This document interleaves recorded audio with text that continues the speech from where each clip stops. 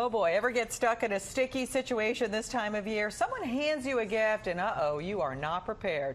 Well, we have a woman to the rescue this morning, etiquette expert Ellen Ericson. Good morning. Thanks for being with us. Thanks for having me, Kim. Yeah, boy, you really have to navigate the gift-giving scene come this time of year. That's just for sure. It is. Okay, now one of the things I want to ask you about is boss gifts, because I know that's one of the most difficult topics of how a newsroom especially should address the topic. Hi, Frank Whitaker.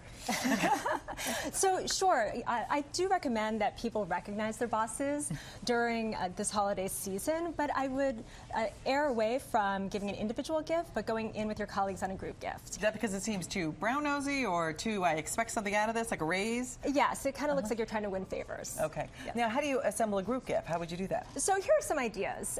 Well, today everything is around smart devices. So putting something together with your colleagues, for instance, some tech accessories like a nice professional iPad cover, a nice stylist.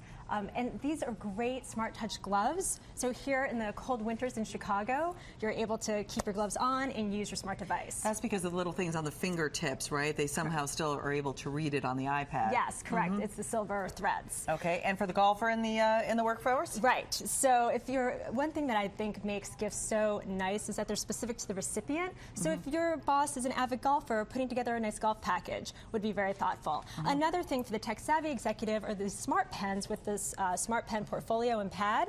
There's so much functionality in these pens, but a great thing, it organizes their notes and they can transcribe them onto their computer. But a group gift and something reasonable just to say thank you, more or less. Yes, absolutely. Okay, Anthony, we'll work on that with Frank. Okay, now we have like babysitters, teachers, and so many others in our lives as well. And I know you have some great thoughts here about, do you give everyone a gift? I think it's really nice to provide appreciation gifts for those who make our lives easier during the year. So, for instance, for a teacher, a children's teacher, many times parents get together and put money towards a group gift card. But in addition to that, I think a nice little touch is the child brings in something small, like a nice mug with some candy in it, and a nice little handwritten note by the child, which I think is sweet. It means so much, right? For your sitter, if you have a regular sitter, I think it's nice to give up a nice tip up to one night's pay, plus, for instance, something that's specific to them. If they're a runner and like to run, a nice hat to run in the winter, or a gift card to iTunes. A little bit of the best of both. Exactly, and that's from the child as well. Okay, what about your hairdresser?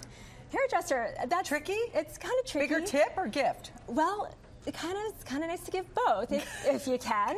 Thank you, Michael. Okay. The tip really varies depending on where you go and how frequently. So the tip can run anywhere between $20 to $100, like I said, depending on your frequency and where you go. And also just a small gift to go with it, like a small candle, is really nice as well. Yeah. One of the most difficult things, though, is either you've given a gift to someone and they don't have anything for you, or they give you something even worse and you feel so empty-handed and you don't have anything for them. What do you do? Yeah, that's a great question. Many of us find that to be the situation during the holiday season. And I think when someone gives you a gift, what I would like to express to people is they should never feel obligated to give a gift in return. Many times that person is giving you a gift to thank you for something nice that you did during the year, and a sufficient response is to say thank you and follow it up with a nice note. And it's okay. You don't have to run to the store right away. No, it looks a little forced too. Okay, I have a really great question now. Like, what about co-anchors? You know, don't you think the male co-anchor should give the really big gift to the female co-anchor? Oh, I think jewelry. Something jewelry! Nice. Sparkly! Why not? Go for the gold. Lots of it.